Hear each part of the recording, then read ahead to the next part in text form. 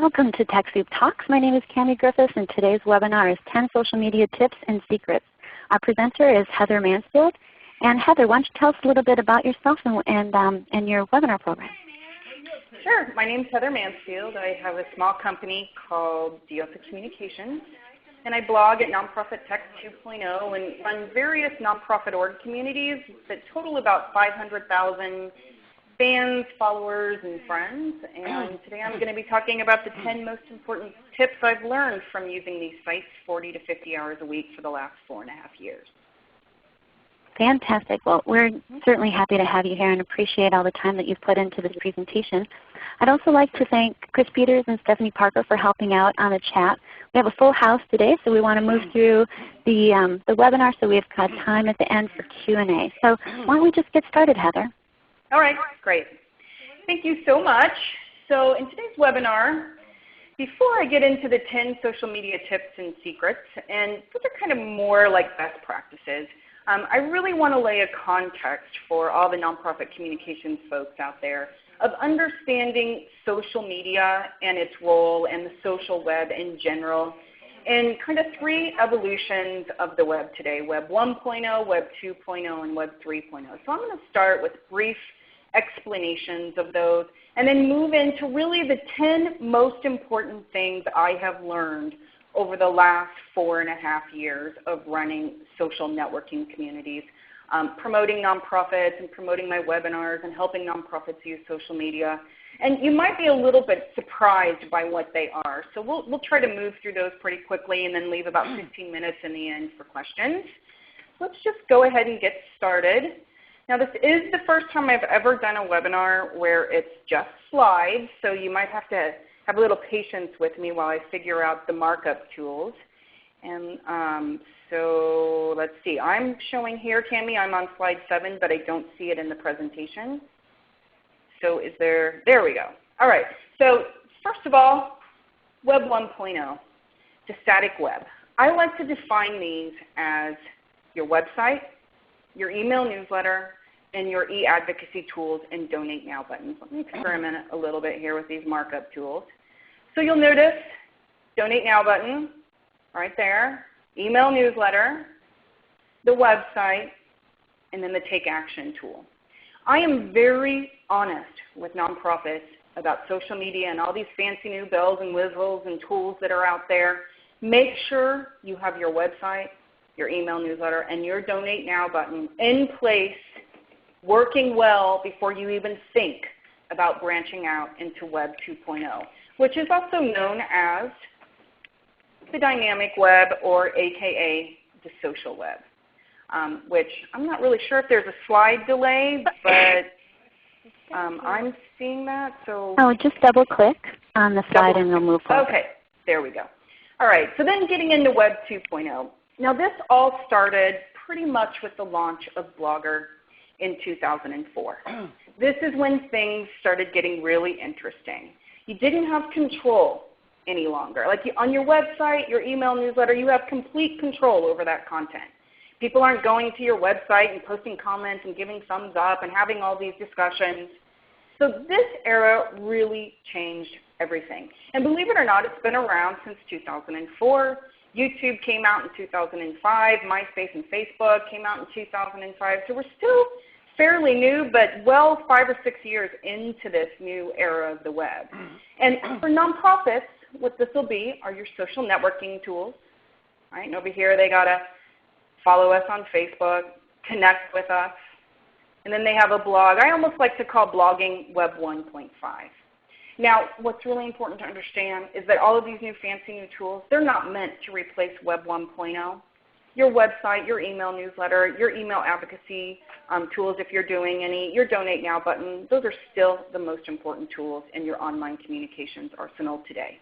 You actually use Facebook, hopefully, to drive traffic to your website, Twitter to build your email newsletter list, blogging to increase online donations through your Donate Now button, and send out your e-advocacy tools through these various social networking sites, have online conversations, but then empower your friends, your followers, and fans to share them throughout the web for you.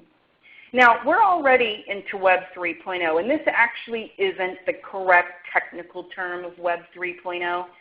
If you would talk to a tech person, they would say it's the semantic web.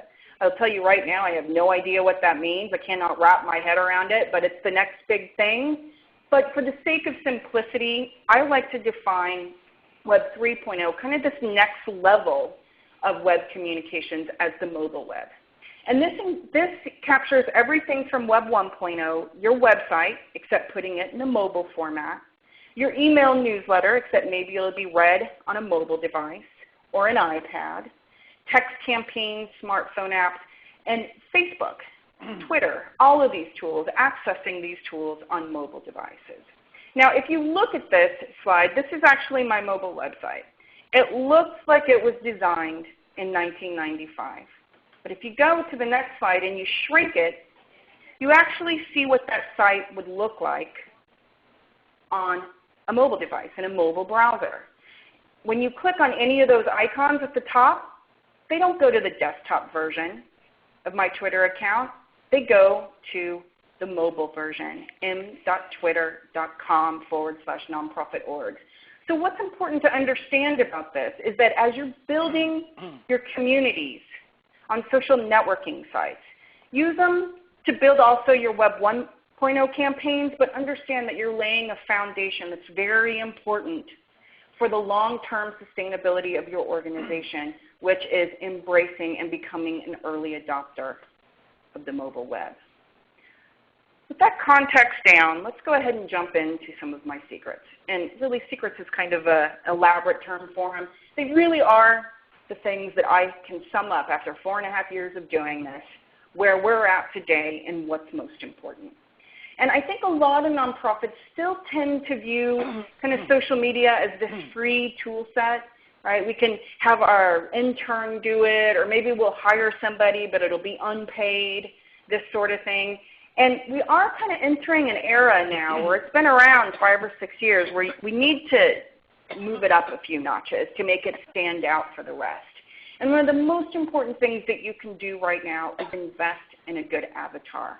And what I mean by that is your profile picture that you use on Facebook, Twitter, LinkedIn, MySpace, YouTube, Foursquare. And they should all be consistent, meaning they should all look the same for every profile. Because what you'll start to notice as you've been on these sites for a while, that you might not see the name and recognize an organization or a brand or a resource.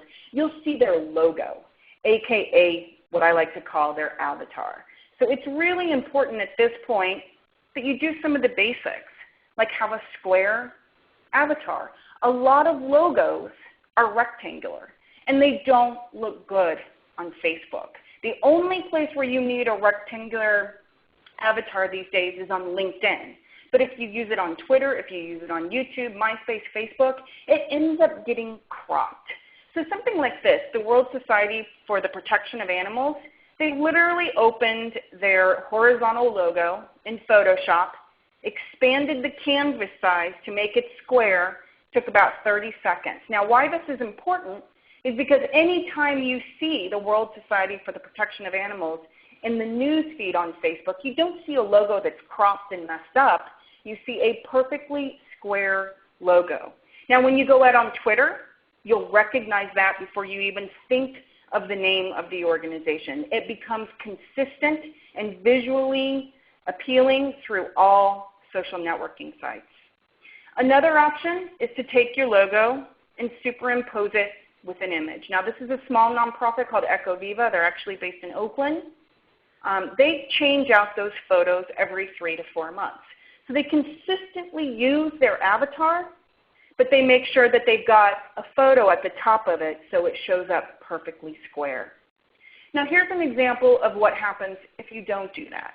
I love Greenpeace. I'm a donor of Greenpeace. I've been a longtime fan. This avatar looks absolutely fabulous on the front of a Facebook page, but when you go and you see it in the news feed, which is where 90% of the power is on Facebook, most people don't go to your page and hang out on your page, right? They're seeing your status updates in the news feed. Well, what happens is any kind of horizontal or vertical avatar gets cut off. So we're at this point now, if you've gone through any kind of logo design process, that can drag out for months. You've got to have meetings about it. You go back, redesign this and redesign that. It's really time to make sure that you have an avatar that has your logo in it, that's square, and that's visually appealing across all social networking sites. Number 2 is finding your Facebook voice. 90% of the power of a Facebook page really is in the status update because they do get newsfeed exposure. I cannot, I cannot emphasize this enough. I monitor the stats on my Facebook page, which has about 10,300 likes or fans, and the vast majority of the traffic from Facebook to either my blog or my website or to a New York Times article or something that I'm posting is coming from the status updates. Not a lot of people click on tabs.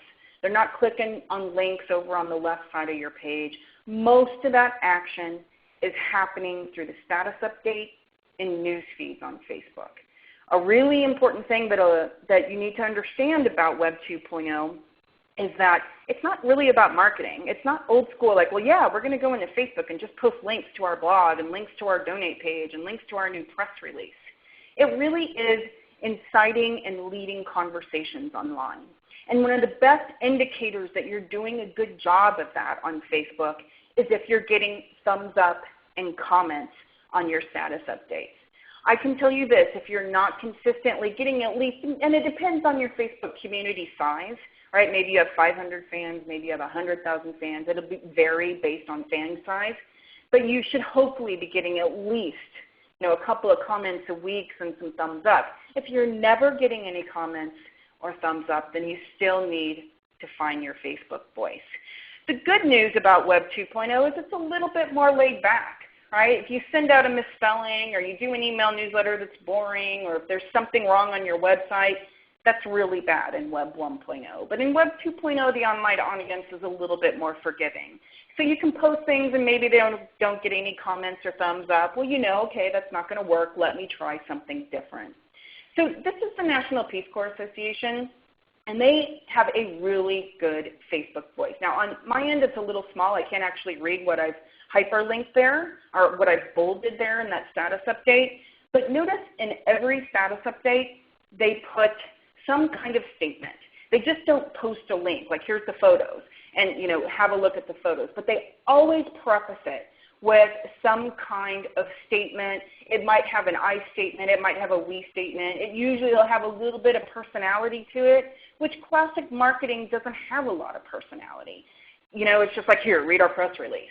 So one thing about Facebook is you want to make sure that every status update has some kind of statement attached to a link that you're going to post. Now in this case, they had an event, they posted some photos. That's really good community building. Notice it got 3 comments and it looks like 1 like, I can't see for sure.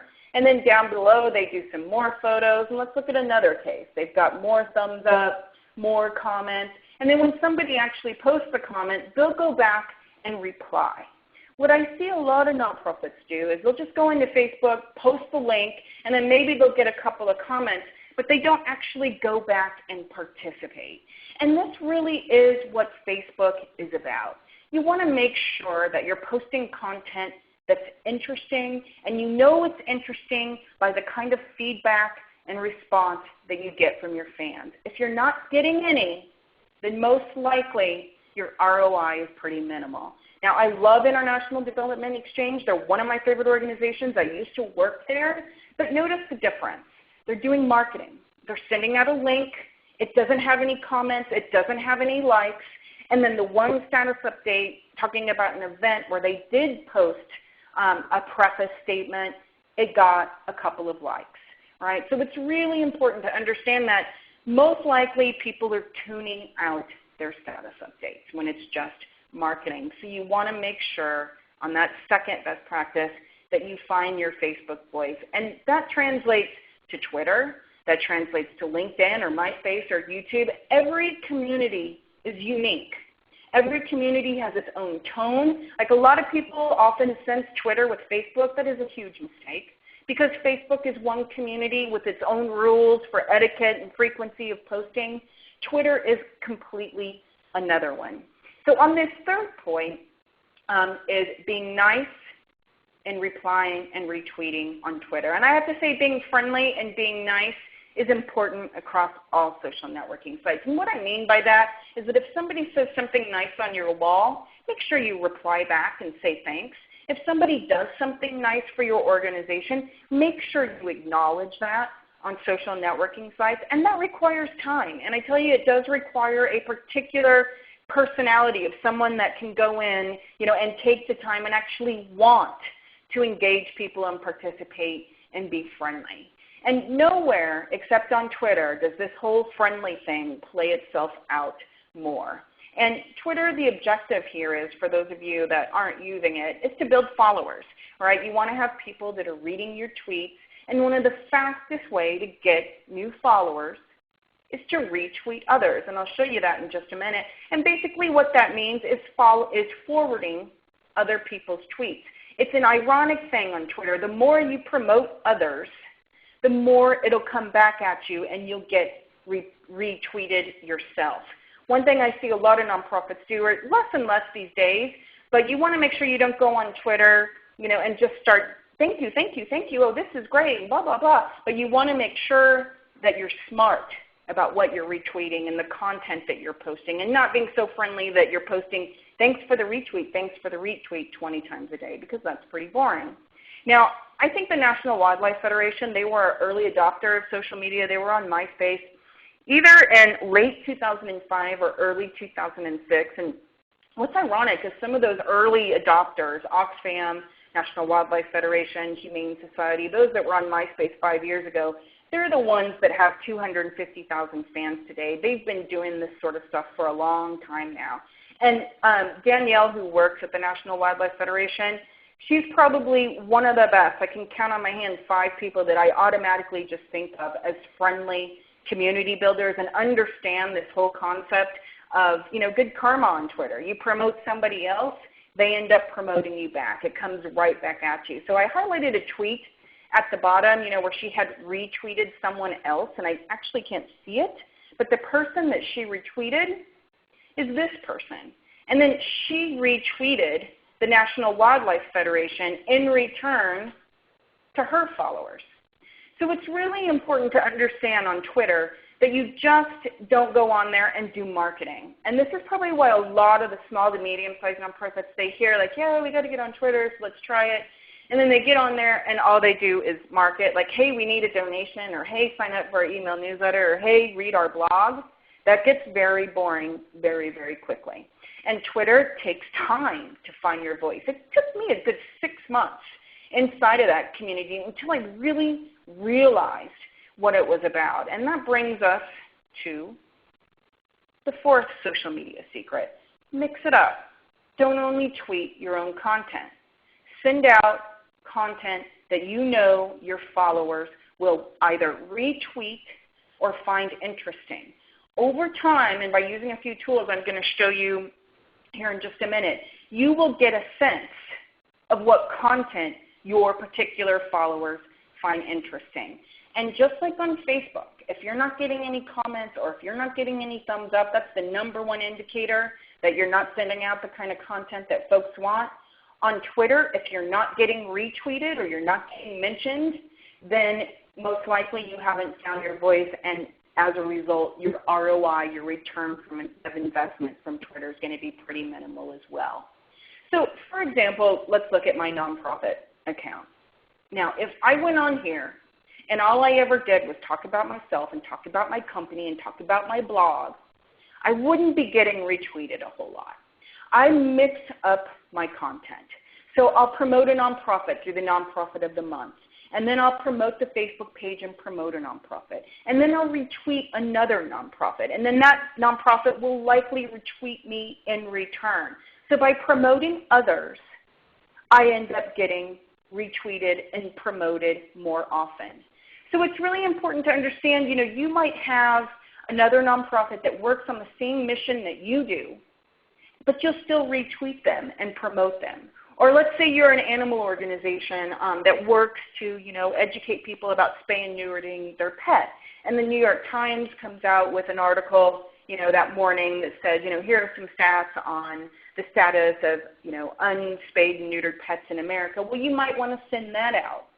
Most nonprofits, when they first get on Twitter, they do only marketing, right? And so it takes a while to understand on Twitter, it's not just about that. It really is about promoting others, mentioning, having conversations, retweeting. Now, I train a lot of Catholic sisters. I'm a big fan of Catholic sisters. And one way that I always explain this to them is retweet to others as you would have them retweet unto you. And it really is so true. The more you retweet other people, the more you get retweeted. And if you get retweeted more often, then the more your name gets out there on Twitter. And over time, the more followers you will have. I do have to say a lot of large organizations like the Humane Society or Amnesty International or the National Wildlife Federation, now in many cases their brand can carry them. They can go on Facebook or they can go on Twitter and get 40,000 followers in a year. The reality is most small to medium-sized nonprofits, they're going to have to build their communities on Facebook slowly, 1,000 fans one year. Maybe they've got 3,000 by the end of the second year. So you can't expect miracles. But if you find your Facebook voice, if you find your Twitter voice, over time, your communities will grow. All the while, you want to make sure, for every 10 tweets you're sending out, you put in one that's like, hey, by the way, urgent, we really need $20. Or, hey, sign up for our email newsletter. Or, hey, check out our blog. You want to do marketing, of course, but you have to do it strategically. So I would say out of every, 5 tweets on Twitter, have 4 of them be about your programs, your missions, or content related to your work area. And then 1, the blatant, like, hey, we need a donation, or hey, sign up for our email newsletter, or hey, visit our new blog post. Now, retweeting, it really is quite fascinating. Sociologists are having a field day with studying Twitter because it really, for the first time, kind of takes massive human behaviors and impulses and things that we see. It's so subtle. And then people can actually study what we're doing on Twitter scientifically.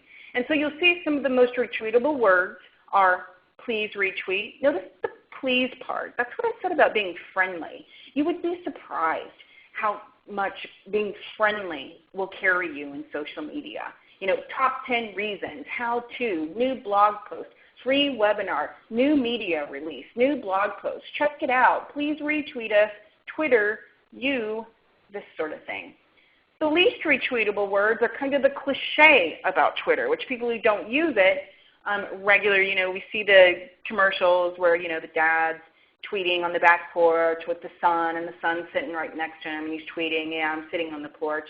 And it's just kind of so silly, and people that use Twitter know that it's not really about that. So this whole thing of, hey, I'm watching the game, ha, ha, ha, laugh out loud, oh, I'm so tired, my back hurts, I'm bored, I'm listening to this, time to go to bed, least retweetable words. People that are on Twitter have high voracious appetites for news consumption. They tend to be college educated, they tend to be a little bit older, they tend to be professional. So it's a more advanced group of the internet online commons, and they most often tend to be looking for news. So kind of some of the more boring, tedious stuff, it doesn't work as well. Now, interestingly enough, punctuation even plays a big deal. I use a lot of colons when I send out tweets, and I notice that does help me get retweeted. I can send out the same tweet with a semicolon, and it doesn't. And I think you'll notice the semicolons on the far right, and I think that has a lot to do with the fact that if you send out a semicolon, most often people will think it was a typo, so like, oh, they don't really know what they're doing, they're sending out typos, right? So it's just very fascinating. Twitter takes a while. It takes a good 4 to 6 months. It's not what it appears on the surface at all. You have to be in that community a while before you really get a sense of what it's about and how to use it. Also, what URL shorteners you're using make a big difference. Bitly is number 1 by far, so using Bitly helps you get retweeted, and number 2 is Owly. Now this is actually an old graph. It's about 9 months old. Owly comes from Hootsuite, and I know Hootsuite's really popular now, so my guess is that's gone up a little bit, but Bitly is still by far the most retweetable URL. leading us to the fifth secret, which is using third-party Twitter apps. Now, third-party Twitter apps just aren't meant for Twitter. They can be used in your website. They can be used in your email communications. They can be used on Facebook. There are currently 2,900 third-party Twitter apps at a website called 140.com. I have read estimates that by the end of the year 2011, there will be over 50,000 third-party Twitter apps. And the vast majority of them are free. That's one thing that's really amazing about the time in which we're living and communicating in the nonprofit sector. Whereas 10 years ago, a Donate Now button to sign up, it was $300 and then $50 a month. Websites were expensive. So many of these tools are now free and available. So here's Bitly. Bitly is, of course, a URL shortener, but it's much more than that. And you have to create an account. Make sure you log in when you use Bitly. And what it'll do is it'll basically take a really long URL, meaning a long website address, and shrink it down to about 15 characters. Now on Twitter, you're only allowed to send out tweets that are 140 characters, so shrinking URLs is really important so it doesn't take up a lot of the space of your tweet. But more importantly, using the Bitly version where you sign in to create an account, it allows you to track how many people are clicking on what you're sending out on Twitter. And I tell you, when I started using Bitly, it was a real wake-up call for me because here I was sending out stuff, and I was like, oh yeah, my followers will find that interesting. And once I created the Bitly account and started actually monitoring to see what people were clicking on, I found out it was completely different than what I thought. So a lot of nonprofits are tweeting blindly, meaning they don't really know who's clicking on what and what the results are. One thing that's great about Bitly is for each link, it'll then track how many people clicked it directly from your Twitter account, how many people retweeted it, how many people shared it on Facebook, how many people commented on it Facebook.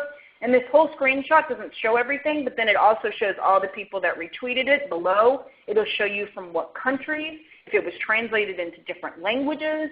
So Bitly should just become a part of your regular Twitter experience to make you a better Twitterer, right? You might be sending out stuff thinking, hey, this stuff's doing great, and then you might discover that no one's actually clicking on it. Or you'll send out something thinking, maybe this will work, and then it'll end up getting retweeted and tweeted like 1,000 times, and you'll be like, wow, I had no idea.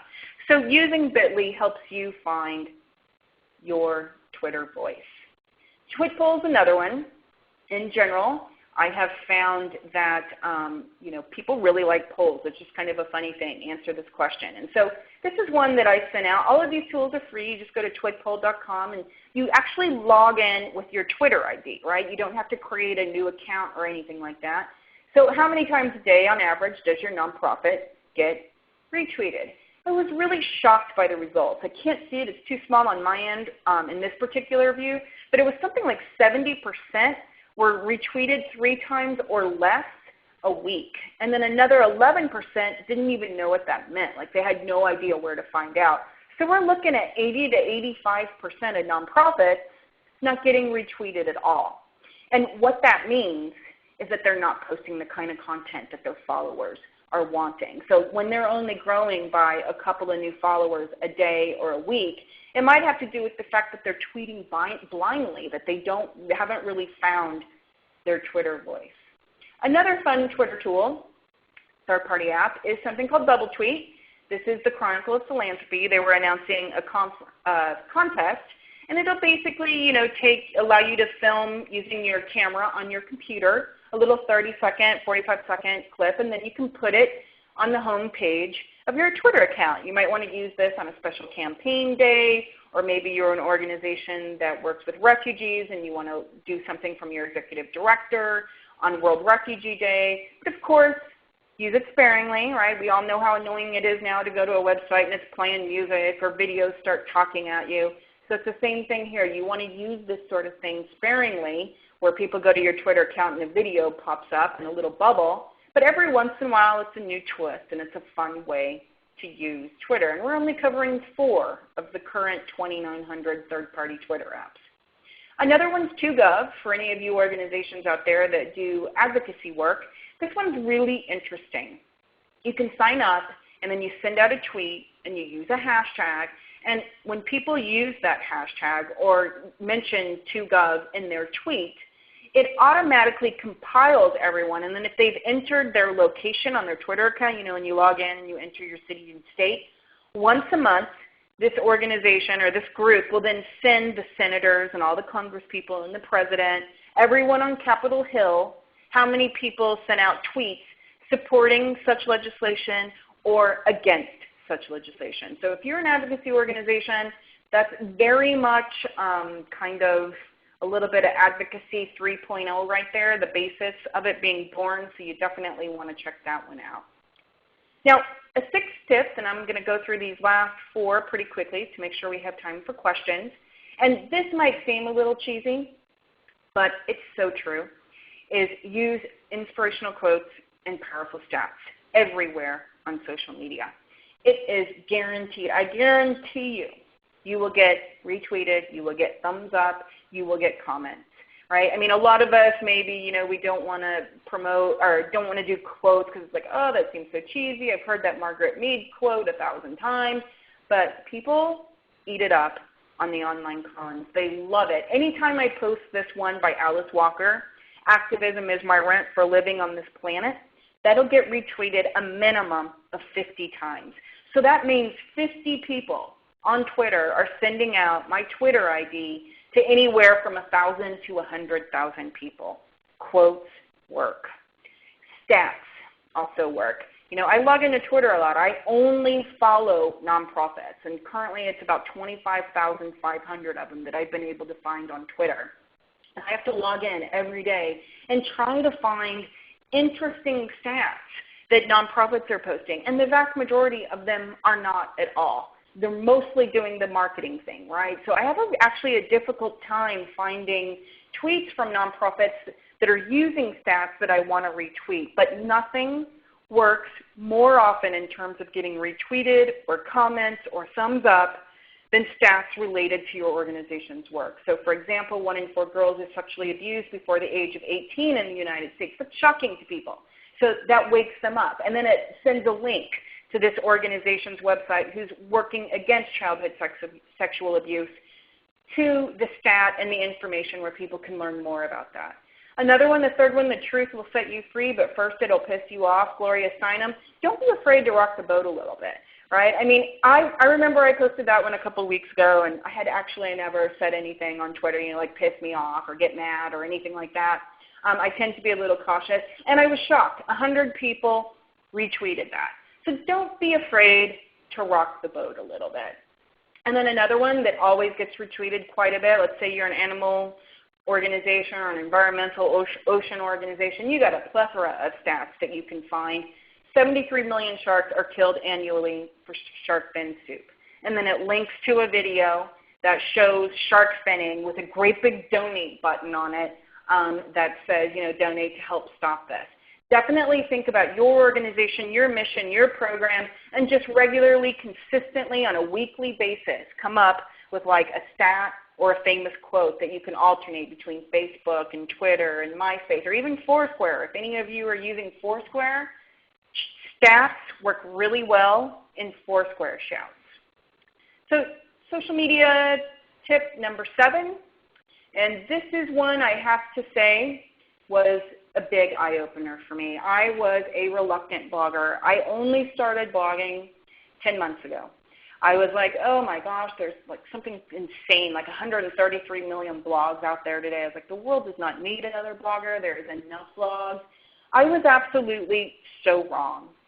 Since launching my blog 10 months ago, my brand, my online recognition, my webinar signups, just everything has exploded. So it took 4 years, for example, to build my email newsletter list to get 3,000. It took the last 10 months to get 5,000 email newsletter subscribers, and they're coming from my blog. And the 2 most important reasons that you want to think about blogging today and how it's so different from, say, blogging in 2006 and 2007 when maybe your executive director was going to launch a blog, like to put a human face to your organization. Today it's about, well, if you're going to go out on Facebook, if you're going to go out on Twitter and regularly have, fresh content on Twitter, you can be posting 3 to 4 to 5 tweets a day. Well, what are you going to be posting? Right? Are you always going to be sending out the New York Times? Are you always going to be sending out that About Us page from your website? Well, that's going to get boring pretty quickly. What blogging allows you to do, and there's plenty of things that you can blog about. I have a blog where I actually have 15 different ideas for nonprofits to blog about, 15 different things. This will allow you to have a consistent stream of fresh content that you can log and send out on Twitter and Facebook every day. Twitter and Facebook and all of these new social media tools are content driven.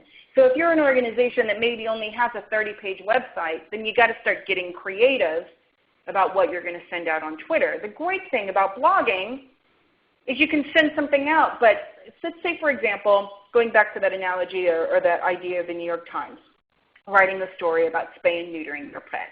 Well, let's say you were an animal shelter and you had your own blog. Instead of sending out the New York Times article, how about linking, logging into your blog that morning and linking to the New York Times article, and then putting a 1-paragraph statement about what you think about the article. But instead of sending out the New York Times link, you send out a link to your blog. Now, why that's beneficial is because it's still the New York Times article, but it doesn't have the New York Times branding. Your branding gets out there. Your, hey, connect with us on Twitter. Hey, connect with us on Facebook. Hey, sign up for our email newsletter is featured there, not the New York Times. Another reason why blogging is really important, which I can't get into much detail right now, is that search engine optimization has changed dramatically. Blogging can help increase your organization showing up in Google results significantly. I mean, it's a miracle. I just launched a new blog a week ago, and already I went and searched for a keyword that I was using, and I now pop up #1 in Google. It took a grand total of a week, and I did that by blogging. So if you've thought about blogging of, hey, we're just going to get in here and kind of write about us and write about what we're doing, think about blogging in a new way and maybe read some of my blogging best practices after the webinar to get a sense of what you can really do with them these days. What I find interesting is the Nature Conservancy. They had a blog that looked a certain way for a very long time, and then just within the last month they've redone everything.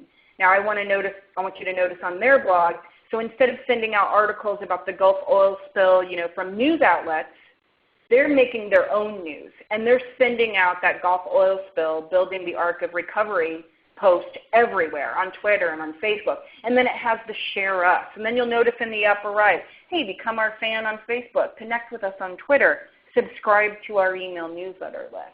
So they have, I think, understood, just like I did, where the lightning bolt went off about 6 months ago, which blogging tends to be the missing piece in a social media strategy. It really, really does. And they have designed their blog to exactly, their new blog to exactly fill that void. The 8th tip is utilizing LinkedIn. LinkedIn is a sleeper in return on investment. And I think the reason why a lot of nonprofits don't use it is because maybe they've tried, they didn't have a whole lot of success, and they gave up on it. But the reality is, when it comes to LinkedIn groups, and there's all kinds of things you can do on LinkedIn, but I'm just going to talk about groups. Most nonprofits did groups wrong. They created a group named the same name as their organization. For example, creating a group called Greenpeace doesn't really work, because what that does is people are like, well, I don't really want to join a group to just talk about Greenpeace, but joining a group that says, stop global warming or save the environment, that's a group that could grow very, very quickly on LinkedIn. And I learned this because I launched a group called Diosa Communications, right? I did it about 2 years ago maybe, and a grand total of 3 people joined it, right? Because nobody wanted to join a group that was my company name to get on there and talk about my company. How boring is that? So instead, I created a group called Social Media for Nonprofit Organizations. It's much more broad. It's about social media. It's for nonprofits. And this group now has about 7,400 members. When you can create a group, and it took about 1.5 years to get there, to get these 7,400, and what I have noticed in social media in general is 5,000 is the magic number. When you hit 5,000 friends or 5,000 fans or 5,000 followers or 5,000 members, that's when it starts to grow quicker and quicker every day. So I hardly have to promote this anymore at all. I had to promote it to jumpstart it, but now I log in on any given morning and there's 75 to 100 new people that want to join. So if you can create a group name that people are interested in joining that's more general, like, spay or neuter your pet, or save the environment, or stop global warming, or feed the hungry children, whatever the case is, you'll have a much more broad appeal. And if you can get that group to take off and actually spend some time building it, promoting it, there are all kinds of perks that come with being able to manage a group. One of them is the ability to send announcements. So this group has 7,400 people. I then have the ability to email those 7,400 people. You also can create templates for when people join or when people leave. LinkedIn, I will tell you, when I look at my referral traffic of where most of my traffic's coming from, Twitter is always number one because I just got lucky and I have an insane amount of followers on Twitter. LinkedIn is always number two. It blows away Facebook. It blows away MySpace. It blows away YouTube. LinkedIn is a sleeper in ROI. But what most nonprofits have done is this sort of thing, creating groups of the organization's name. It doesn't work. I can't see how small that group is. My guess is it's somewhere around 1,200 or 1,000. I highlighted, I can't see it. But it probably, all the other Sierra clubs are smaller because people don't want to join groups where they're limited to just talking about the Sierra Club. But if the Sierra Club or another organization launched a group, something like, Protect Wildernesses or Save National Parks, and then you could actually get that to go viral, you would have a group that would have a lot of power within a year to 2 years. And I will tell you, LinkedIn's growing. I watch on a weekly basis. Is Twitter, where's Twitter at this week? Where's MySpace at this week? Where's LinkedIn at this week? And LinkedIn consistently over the last 2 years, is jumping up one spot towards now the 17th most visited website in the United States. Twitter's number 9, MySpace is number 13.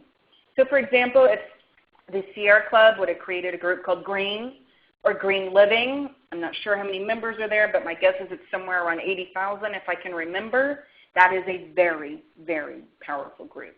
Now, not only that, you can go into groups like Green. Let's say you're an environmental organization. You have a blog. Well, you can go join groups like Green or Save the Environment. And by the way, there is no Save the Environment group on LinkedIn.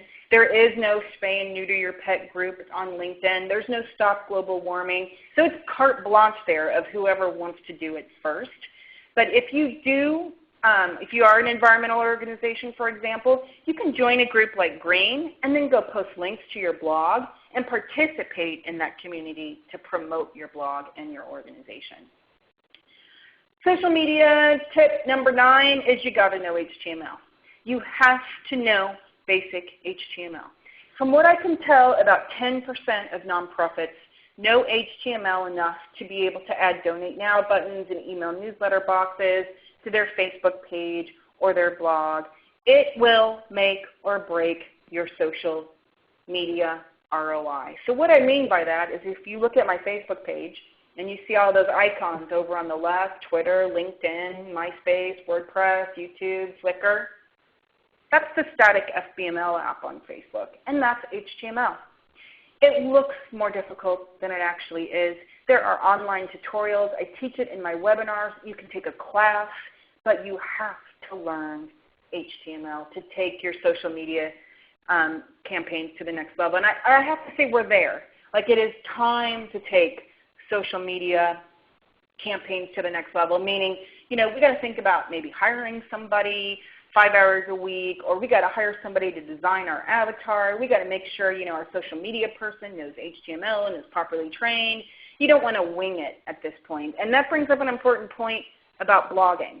You want to make sure that you have a banner and that it's designed. First impressions are everything in blogging. Whether or not they will come back and take your blog seriously has a lot to do with what they think about it in the first 3 seconds. So that might mean hiring a designer to do a banner for you on your blog.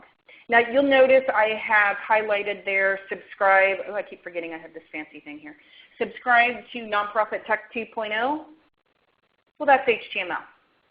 right? So you have to learn how to use it. Now the last one I'm going to go through pretty quickly because I don't want to overwhelm you with the mobile web. It's not the next big thing. It's already here. And I have to say, from watching nonprofits be the best at social media, I really do think nonprofits are the best at social media. I think they're better than the big corporate brands. I think they're better than colleges and universities because they were the first. They were the pioneers. They were the early adopters. They were there in 2005 on MySpace. They've been learning and confronting their fears about social media for 5 years now. They've been very, very slow to adopt the mobile web. And I think it's because they think it's expensive. Text to give and iPhone apps and all of that stuff, I'll be honest, I don't think that's the best way to enter the mobile web. And those tools are expensive, but that's a whole nother webinar. But I would say, think about launching a mobile website. All right, now my mobile website costs $8 a month. There's a blog post on my blog about how I did that. So these tools are not expensive. They don't need to be fancy. Someone emailed me the other day and said, hey, we got a quote for a mobile website for $12,000. What do you think? I said, absolutely, that's crazy. Don't even talk to those people again. They're trying to pull wool over your eyes. Designing a website, you can use a WordPress blog, super simple. Again, when the Nature Conservancy launched their new blog, at the same time they launched their mobile website. Now it doesn't look great on a desktop site, but what you need to imagine is what that's going to look like about 2 inches wide. And the reason I think they did it is because they understand that by 2015, the internet as we know it is going to be completely different. So those larger organizations who actually have the staff and the ability to keep up and read the data and are reading Mashable and TechCrunch and all of this stuff and know what's going on and know what's coming next and are vested in being early adopters because they know what the benefits of early adoption are. Those who do it first, those always get the most buzz, right? So by 2015, the mobile web, mobile website, apps, iPads, all this kind of stuff. But one of the reasons why a mobile website is so good is that it's accessible to anyone on any mobile phone, right? African Americans, Latinos, they're the quickest growing users, not of iPhones or Blackberries, of all of this stuff, but of regular old cell phones that have mobile browsers.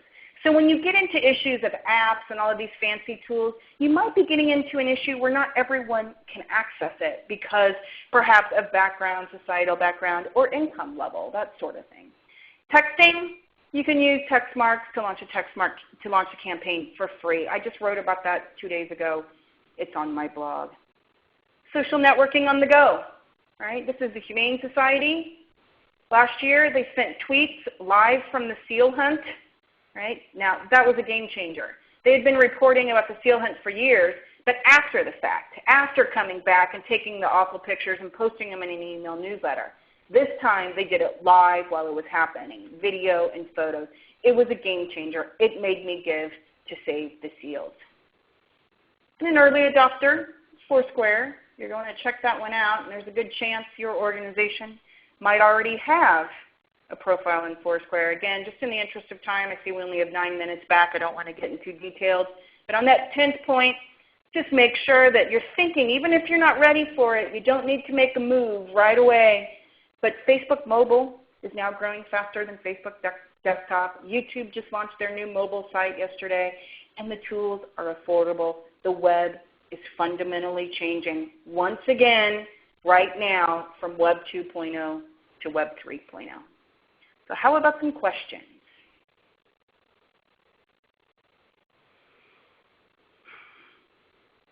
Someone is asking, I see, best sites to use to launch a blog. I love WordPress.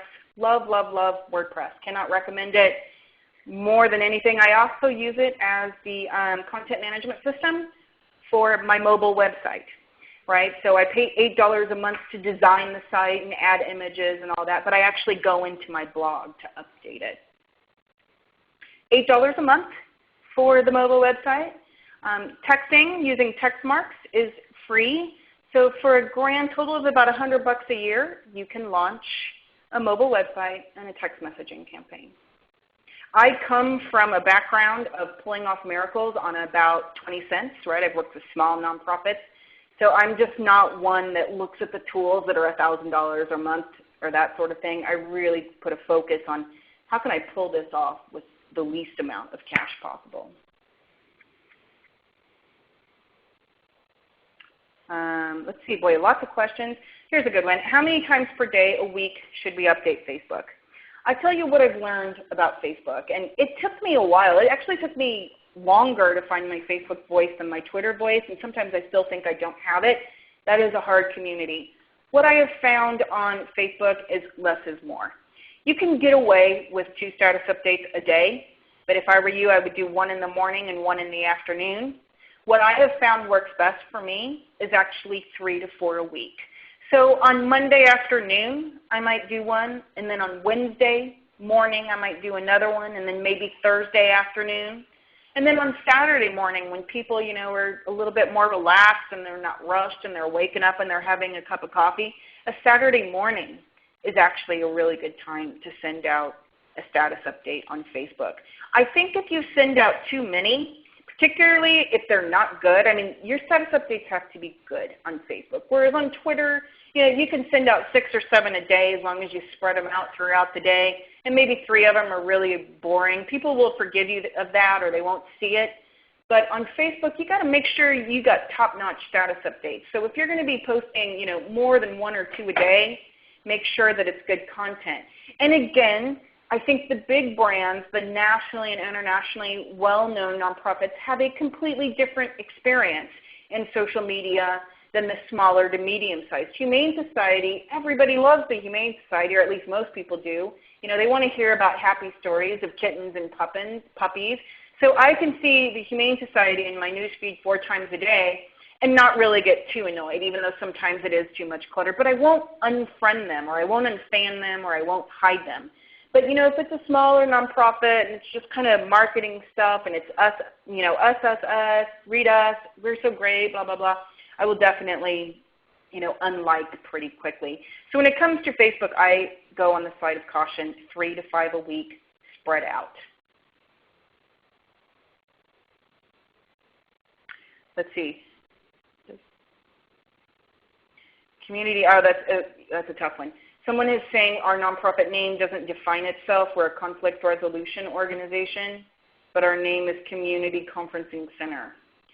That's a whole bigger question because absolutely you're right. Your name does not represent what you do. So maybe you want to start something, with terms, maybe you want to start a campaign with conflict resolution in it, and then, as a byproduct, a project of, the Community Conferencing Center.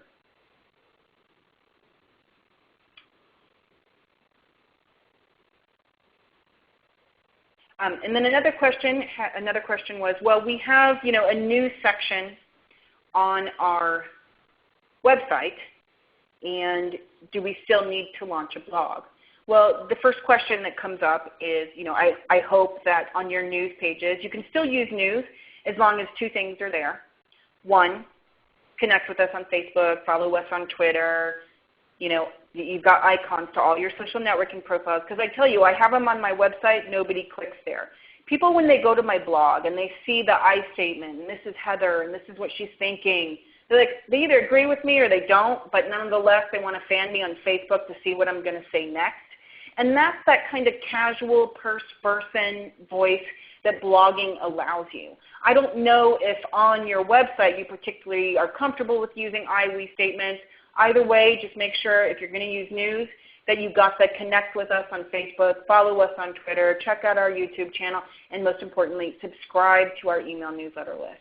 Even though email subscription rates are going down about 1% a year, the vast majority of online donors still come from a link that's clicked inside of an email newsletter.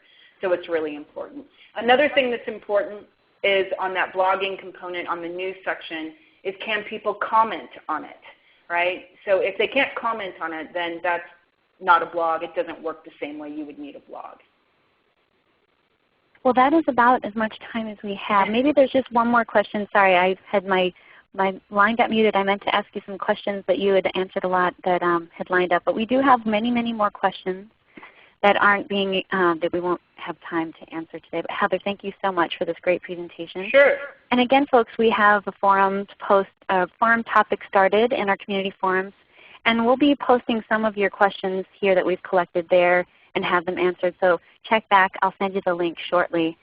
So Here's the bit.ly URL, which we talked about bit.ly earlier.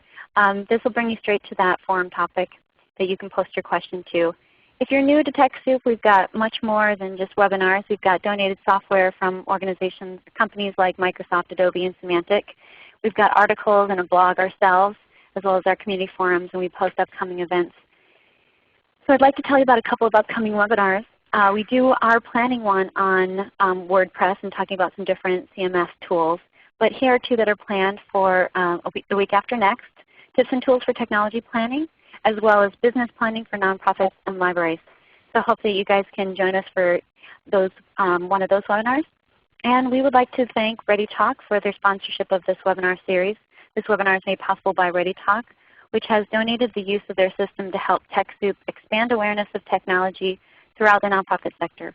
ReadyTalk helps nonprofits and libraries in the US and Canada reach geographically dispersed areas and increase collaboration through their audio conferencing and web conferencing services. So again, I'd like to thank everyone, and especially Heather. This was really amazing. You've done such a great job of showing us what the big things are to think about, and I think there's a lot of food for thought here, and hopefully we'll get you on in the future to do another webinar. So thank you so much. Thank you. And have a great day, everyone. Bye-bye. Thank you. Please stand